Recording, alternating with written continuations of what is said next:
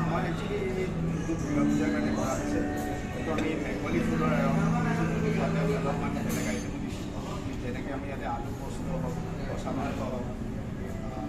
সৰিয়হ দিয়া মাছ হওক জিৰা ৰাইচ আমৰ দিয়া তাৰপিছত আমি লগতে চাইনিজৰো কেইটামান আইটেম ৰাখিছোঁ পাও ভাজি আছে আমাৰ ফুচকা চল অলপ বেলেগ টাইপৰ মেনু সেইকাৰণে বনাব খুজিছোঁ কাৰণ দুৰ্গা পূজাত সকলো মানুহে ওলাই আহে আৰু তেওঁলোকে বিচাৰে যে এটা অলপ বেলেগ টাইপৰ টেষ্ট পৰে তো সেইটো কাৰণে আমি আজিৰ পৰা লৈ কিনে 15 অক্টোবৰৰ এটা আমি 20টাতকৈ ওপৰৰ আইটেম থকা আমি এটা গোটেই ৰেডি কৰিছোঁ ৰাইজৰ কাৰণে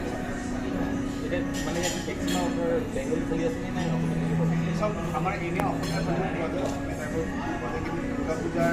সময়ত মই ভাবোঁ যে এইটো অলপ এইটো বেংগলৰ উৎসৱ অসমীয়া মানুহ অসমৰ খানা সদায় খাই থাকে